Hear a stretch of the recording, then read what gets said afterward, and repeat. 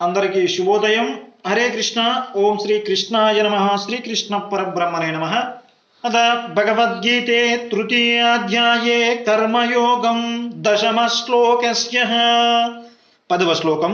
ఈ శ్లోకమునందు సృష్టి ఆది యందు ఏమి జరిగి ఉన్నదో శ్రీకృష్ణ పరమాత్మ అర్జునునకు వివరించుచున్నాడు. 10వ శ్లోకం. సహాయజ్ఞ ప్రజా సృష్ట్వా పురోవాచ ప్రజాపతిః అనేన ప్రసవిష్యద్వమేషవోత్విష్ట కామధుక్.